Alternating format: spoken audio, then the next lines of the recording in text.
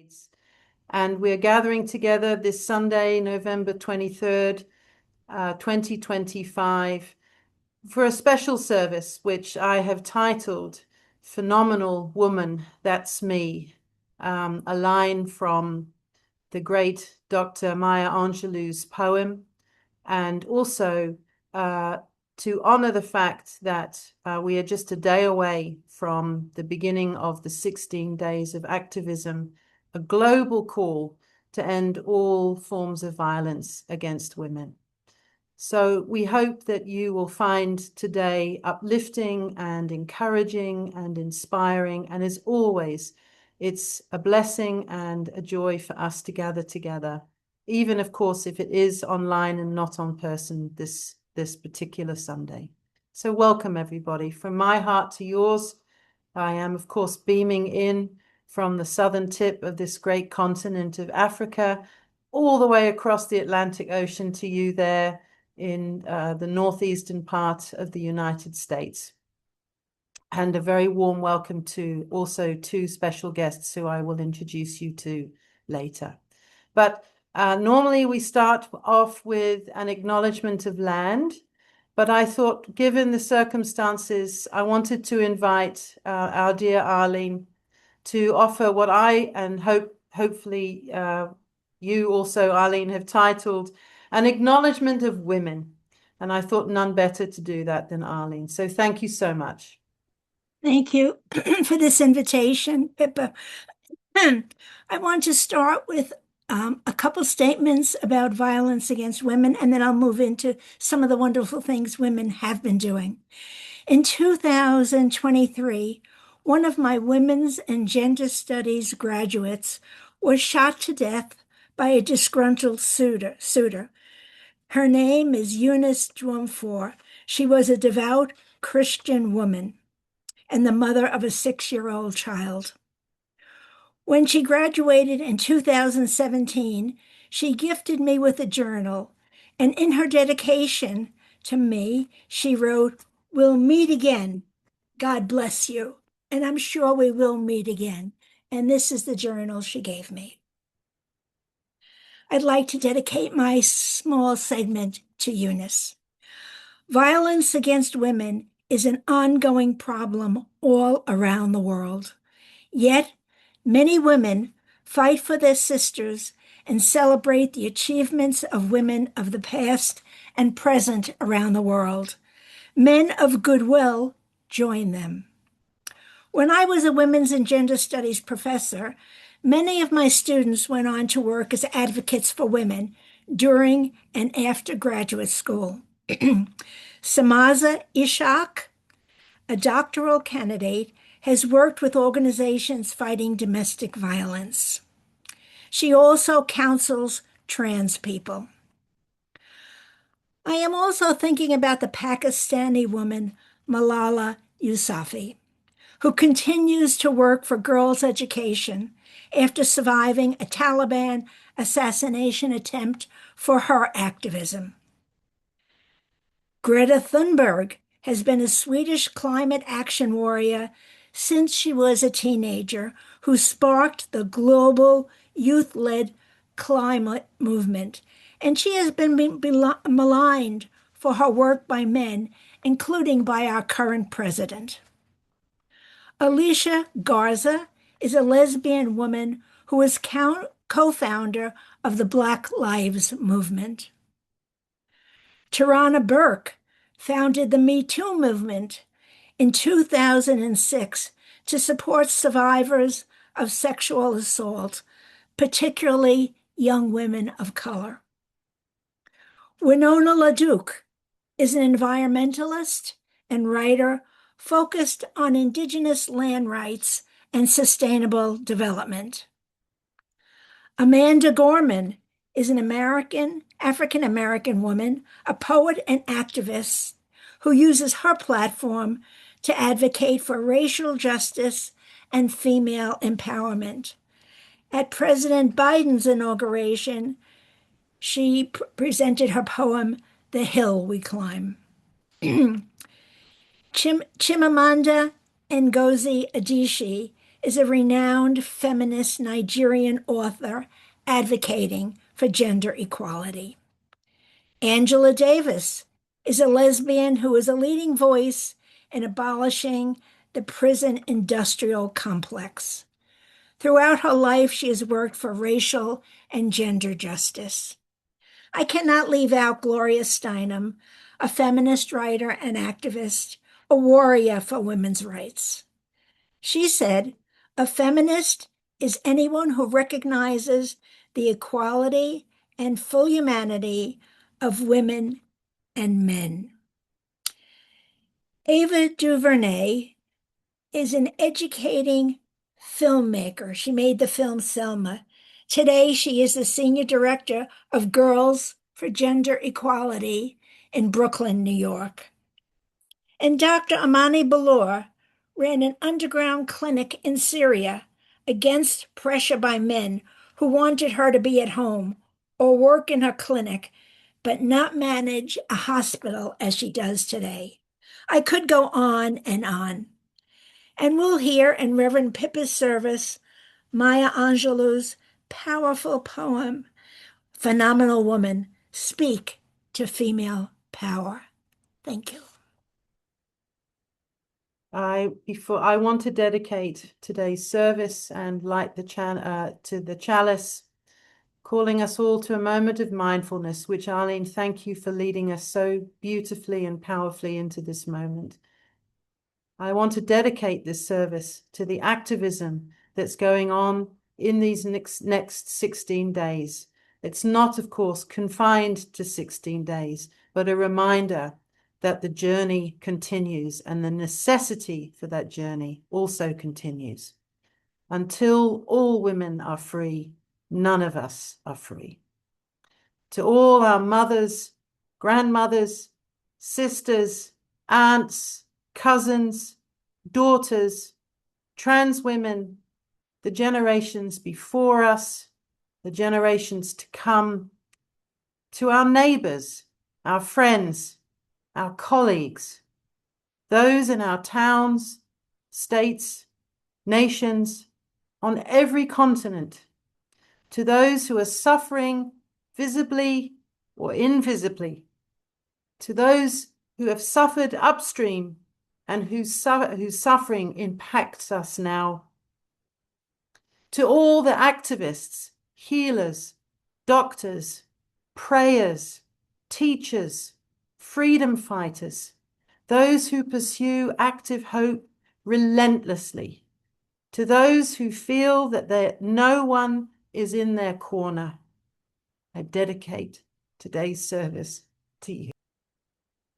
We're very blessed today to have a graduate from the youth program that I know you know I'm very much involved in.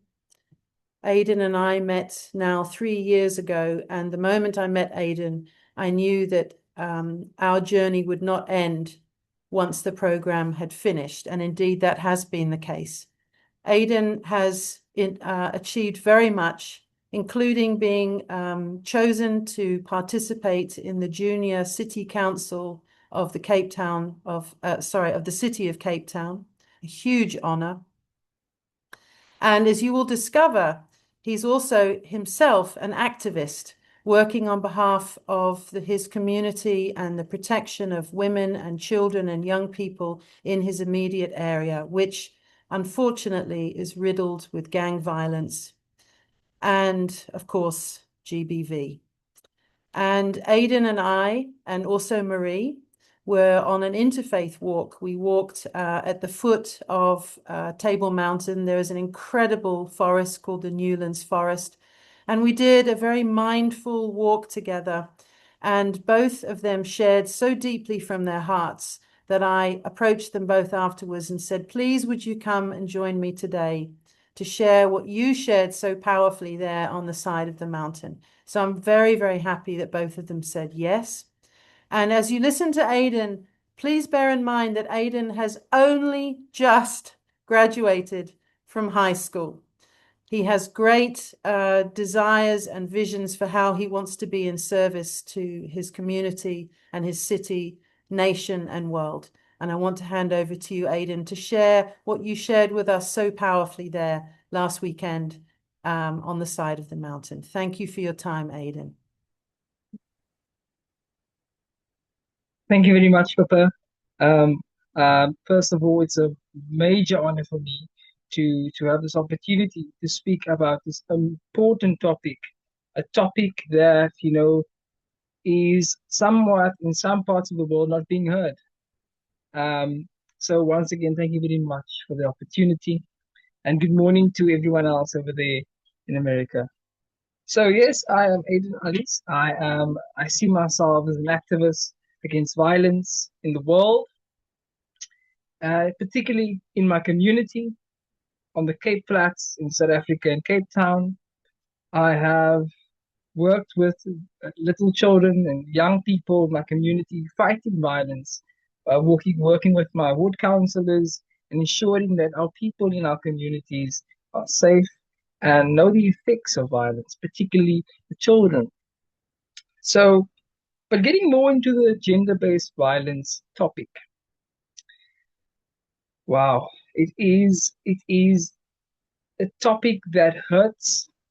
How can we as human beings do such acts against our neighbor, our loved ones? Those who we are supposed to trust and love are the ones who are, hurting us.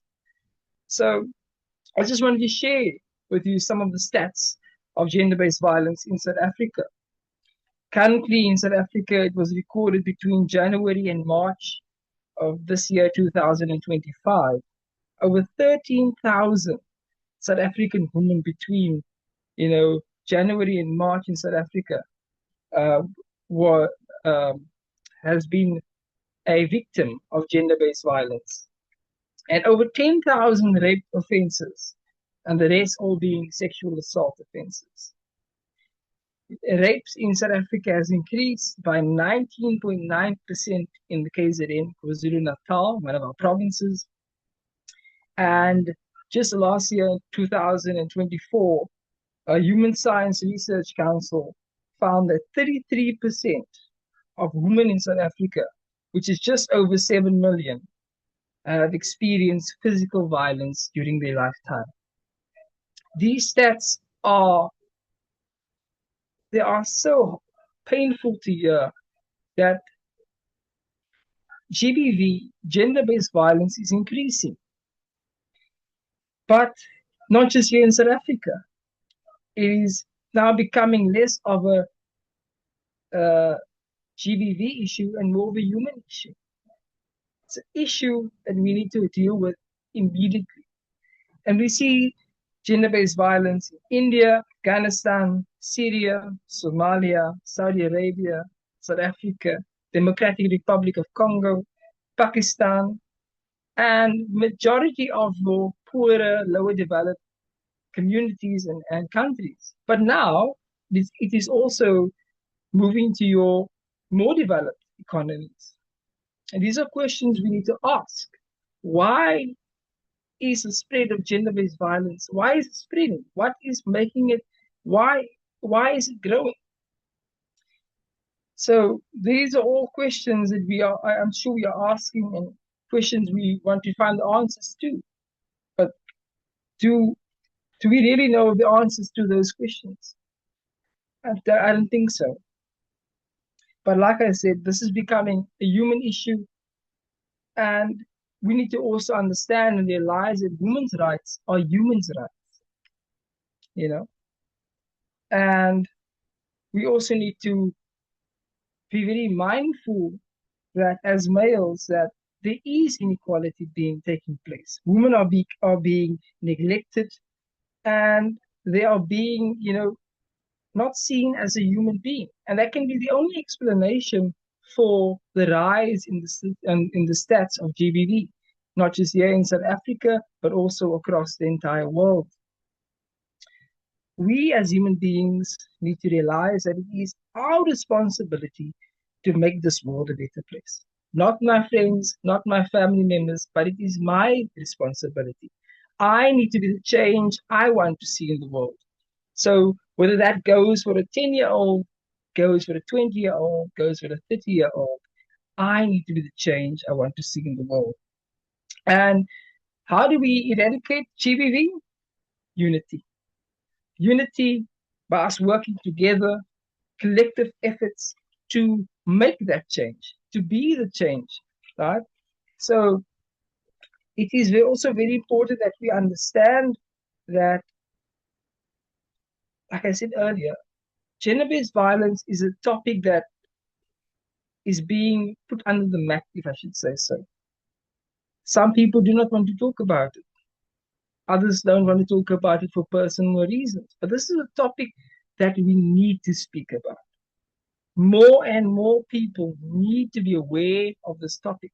Just yesterday or across the weekend in South Africa, we had major protests throughout the country, female and men standing up together for women in South Africa and across the world. And it was a national protest in every province. Women stood together in solidarity against this prevalent issue. And our president has currently named it, and government has currently named it, a global and a national crisis. So the severity of the problem is being seen.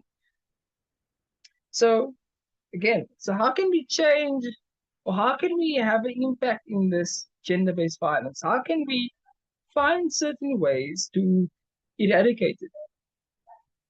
So I believe that we are all the same. We both have, men and female have eyes, nose, hair, a mouth, two arms. But the one thing what makes us similar, or different, if I should say so, is our mindsets. Our mindset is the one thing and the only thing that separates us from one another. So if we are able to change the mindsets, we are able to change behaviors. And the only way how we can change mindset is if we, I said last week to a group that we can only move people if we are moved. So we really need to be moved to be able to change those mindsets.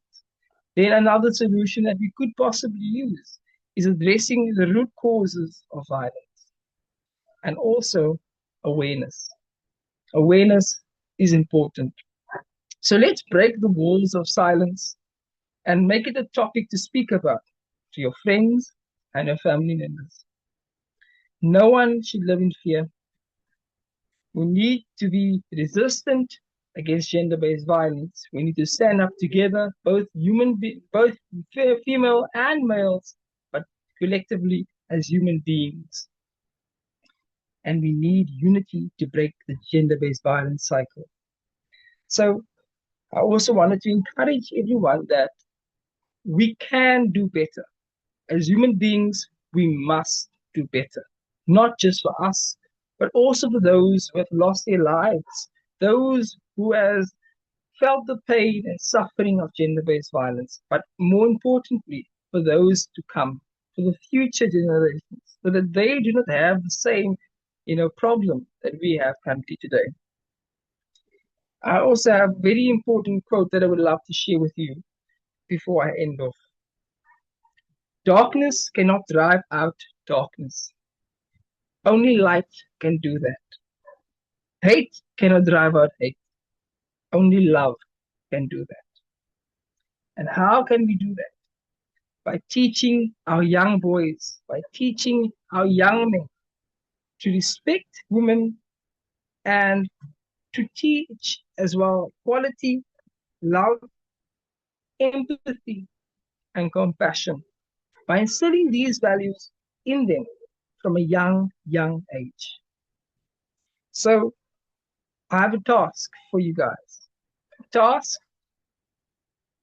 that I believe is a solution to gender-based violence. I believe a task that we need to take on our mission and our way of life and adopt one of the things we can do to change the world.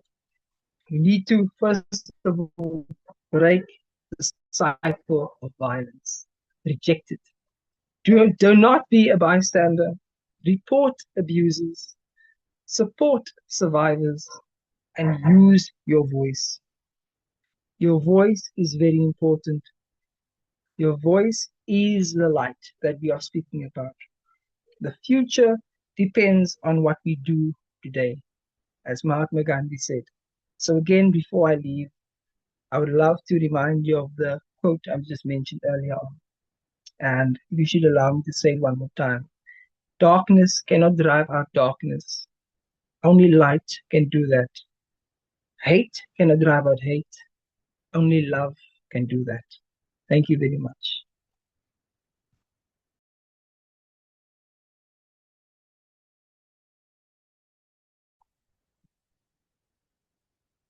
Thank you, Aidan. I hope that you can pause for a moment and look around the screen and see there's a lot of love and gratitude to you today. Thank you. My very great honor to welcome into this space. She's going to share with us for 5 minutes her story. Her name is Marie-Thérèse, but let me tell you just so that you understand a little bit about her background. She is a single parent. She lives in the northern suburbs of Cape Town, but she's originally from Cape Town. And for those of you who know your for those of you who know your African geography, Cameroon is in Central Africa, neighboring Nigeria. She came here to South Africa to study her master's and has stayed. And as I mentioned earlier, what makes Marie, one of the things that makes Marie stand out is that she, for the last 22 years, actually has been practicing as a Nichiren Buddhist.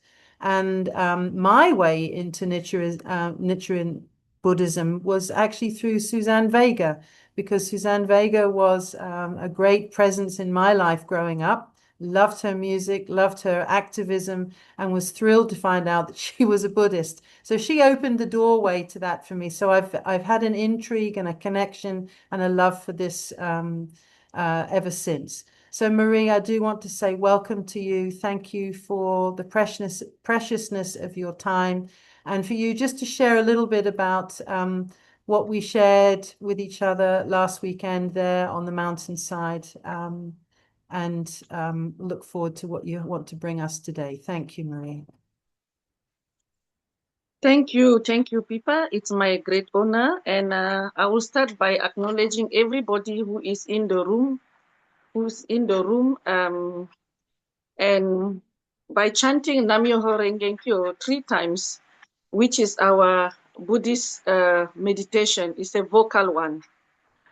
Nam-myoho Renge Kyo, Nam-myoho Renge Kyo, Nam-myoho Renge Kyo. Thank you. I'm speaking to the voice. We are into the 16 days of activism to end up violence against women and children in South Africa. I will first start with some statistics from the Human Science Research Council, where Aidan also have his own statistics. Gender-based violence and femicide is a crisis that has been declared recently as a national disaster in South Africa. Last year, 51% of women in South Africa report having experienced gender-based violence. Femicide rates in South Africa are 5 times higher than the global average. 95% of rape cases go unreported. Daily, at least 15 women are murdered, and 117 women report rape cases to the police. Therefore, it is worth noting that gender-based violence and femicide is everyone's issue and not just a passing trend. Much have been done, but much have not been done to stop this pandemic.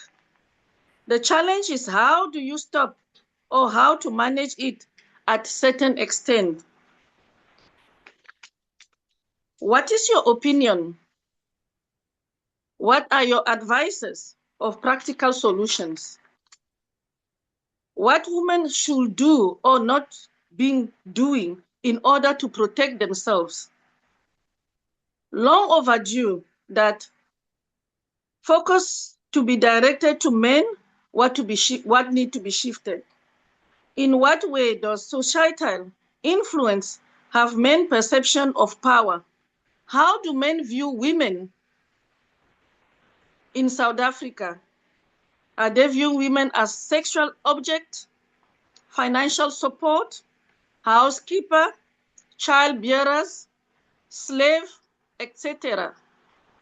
How do one rehabilitate the mindset of perception of men who are unfortunately, mostly, predominantly the perpetrators of gender-based violence or femicide?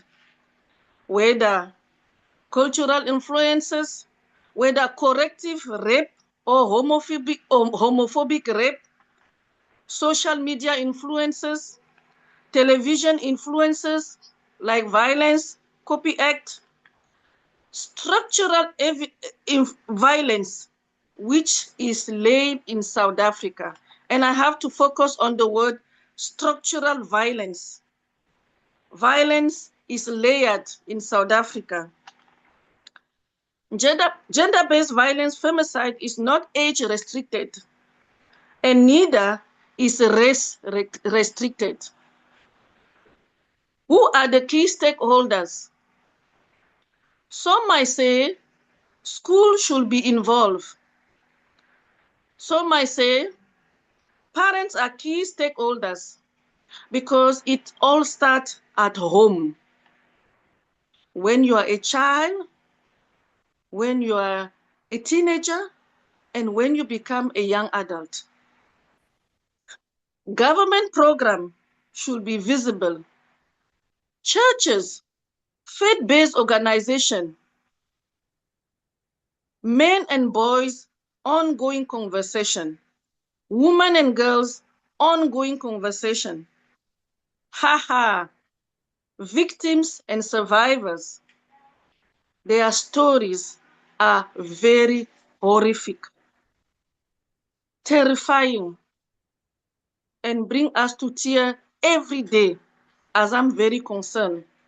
Very horrific. So, as a follower of Nichiren Daishonin, I will just read one of the quotes in his precious scriptures that says, "There should be no discrimination among those who propagate the 5 characters of Myoho Renge Kyo in the latter day of the law, be the men or women." Did you find it in the page in the Gosho book, page 385? He also said, "Master your mind and don't let your mind master you." The phenomenal woman, that is me, woman power, from women to women, by women. And today, I will join you, Pippa, to light this candle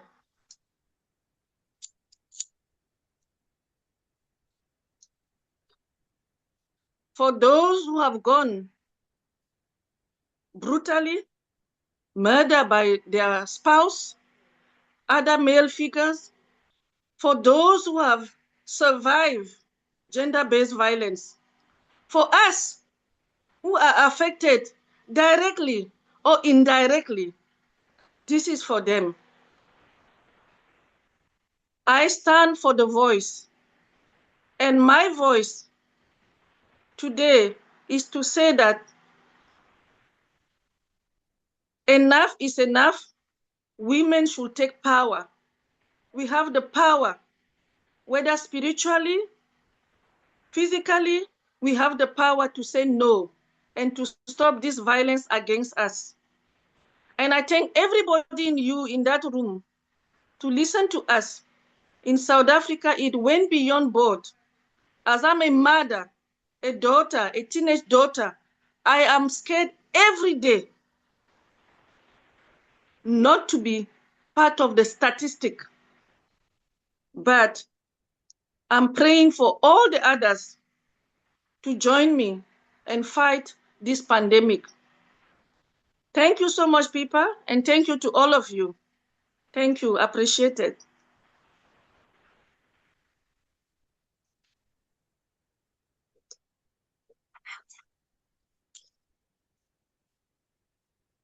Thank you, Marie. I hope you can feel the love, the sister and fraternal love from us, community love. There's nothing that separates us. And that's the wonder, I think, of technology, is a reminder that we are all interconnected. So thank you so much, Marie-Therese, for being here and sharing from your heart to ours. And I want to close, because I'm conscious, of course, that time is going on. I had some words to share with everybody, but I probably will post my sermon later.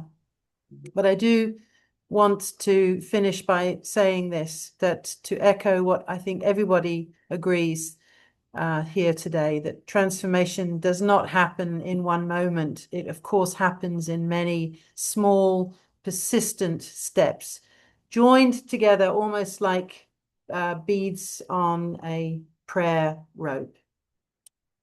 And why the candle? And I thank you for those of you today who brought the candle. It's because we are standing and sitting and being with each other in solidarity. And we're responding communally, but also individually.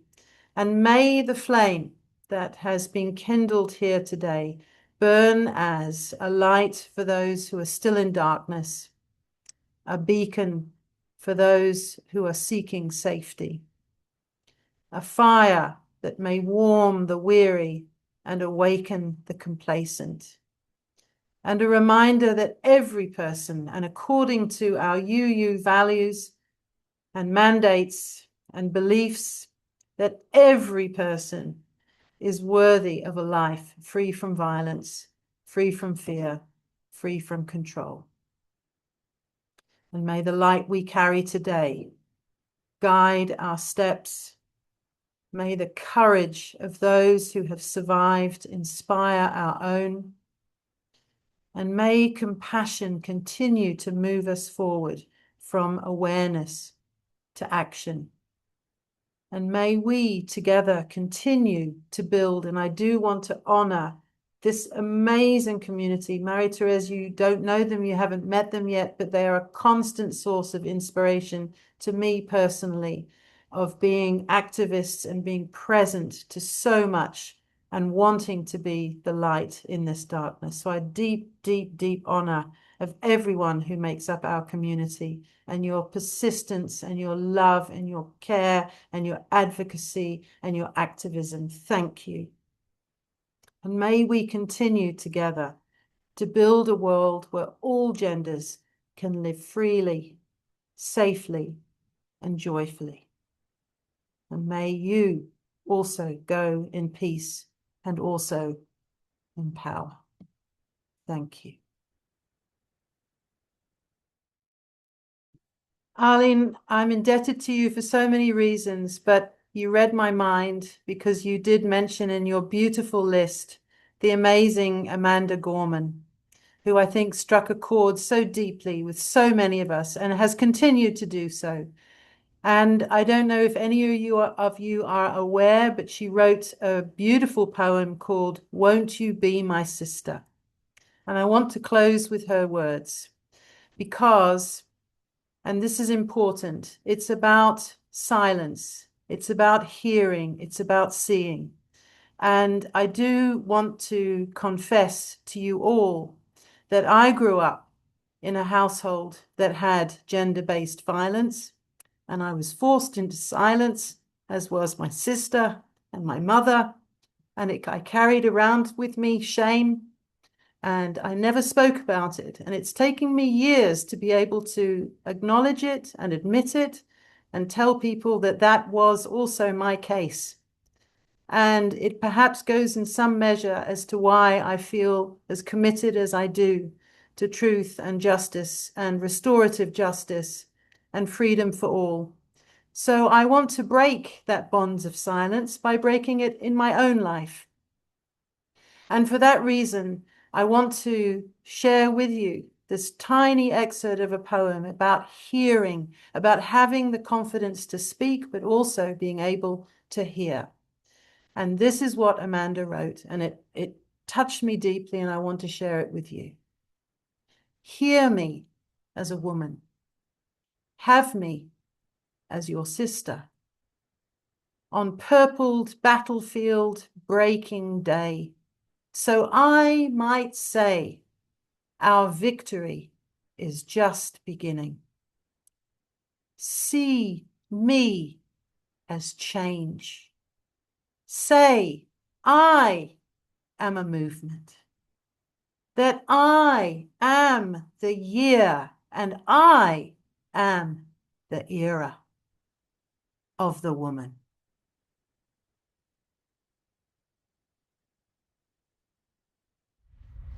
If you like this video, please like us on YouTube, subscribe to our YouTube channel, and click on the bell to be notified whenever we post a new video.